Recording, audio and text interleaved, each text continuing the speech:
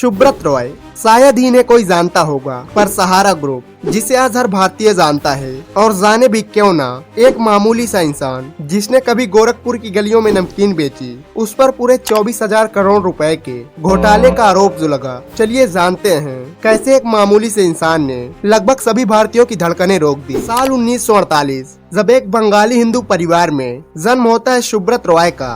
रॉय ने शुरुआती पढ़ाई कोलकाता के होली चाइल्ड इंस्टीट्यूट से की और बाद में गोरखपुर गवर्नमेंट टेक्निकल इंस्टीट्यूट से मैकेनिकल इंजीनियरिंग की पढ़ाई शुरू कर दी। इसी पढ़ाई के दौरान उन्होंने गोरखपुर की गलियों में नमकीन बेचना शुरू कर दिया। धीरे धीरे समय के साथ रॉय की पहचान वहाँ के स्थानीय निवासियों से बढ़ने लगी, जिससे सुब्रत रॉय को एक आइडिया मिला और उन्होंने वहाँ के स्थानीय निवासियों से अपने इस आइडिया के बारे में बात की। सुब्रत रॉय के इस आइडिया को वहाँ के स्थानीय निवासियों द्वारा काफी पसंद किया गया, और पसंद किया भी क्यों न जाए, क्योंकि सुब्रत रॉय की स्कीम ही ऐसी थी। दरअसल शुरुआती दिनों में रॉय ने इन्वेस्ट किए गए रुपयों के अच्छे रिटर्न्स देने के वादे किए। इसी वजह के चलते साल 1978 में महज 2,000 रुपयों से इस कारोबार का आगाज हुआ, पर साल 1980 में ही इस पर पाबंदी लगा दी गई, जिससे सुब्रत रॉय को लोगों के द्वारा इन्वेस्ट किए गए रुपयों को तुरंत वापस करना पड़ा। अपने पहले कारोबार के फेल होने के बावजूद भी रॉय ने हाउसिंग फाइनेंस कंपनी की शुरुआत की। इस कंपनी पर बाजार से पैसा उठाने की कोई सीमा सीमित नहीं थी। एक बार फिर से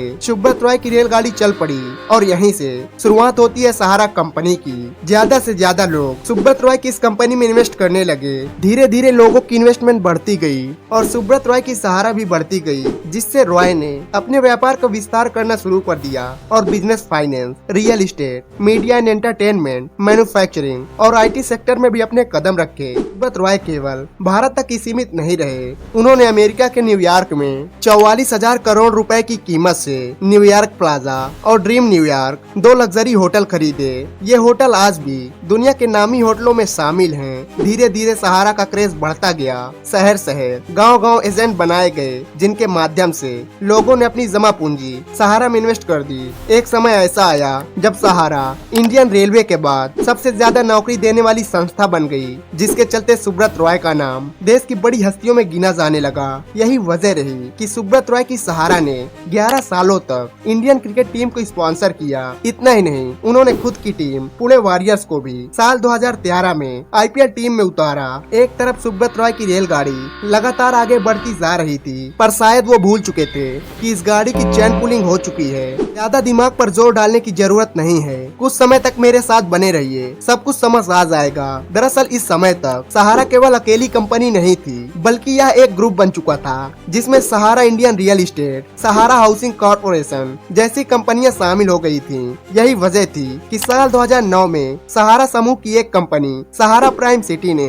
अपने IPO के लिए सेबी में अपना DRHP आवेदन किया।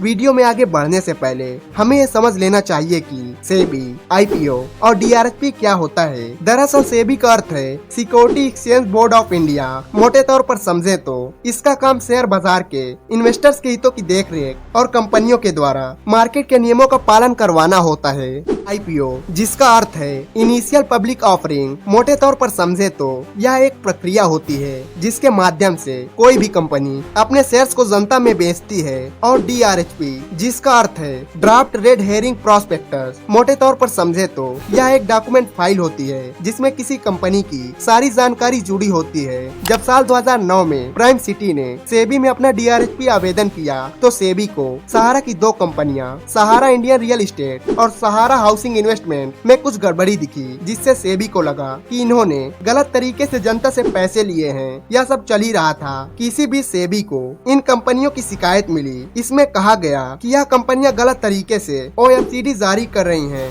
दरअसल OFCD एक तरीका होता है जिसके माध्यम से जनता से पैसे उधार लिए जाते हैं।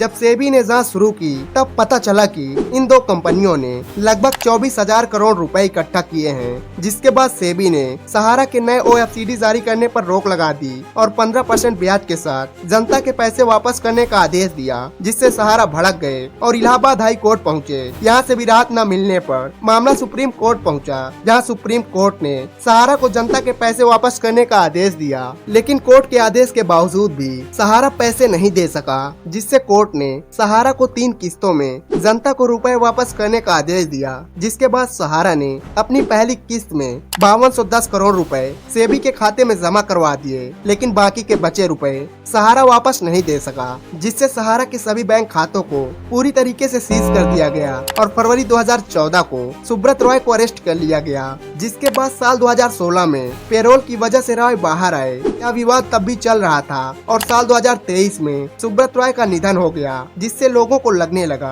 कि उनकी सारी कमाई डूब जाएगी। पर साल 2024 में सहारा रिफंड पोर्टल के माध्यम से जब कुछ लोगों का पैसा वापस मिला, तब एक बार फिर से लोगों की उम्मीद जाग उठी। आज भी ऐसे कई लोग हैं जिनकी जीवन भर की कमाई अभी तक उनके हाथ नहीं लगी। अगर वीडियो पसंद आई हो तो प्लीज सब्सक्राइब जरूर करिएगा। फिर मिलते हैं। जय हिंद, जय भारत।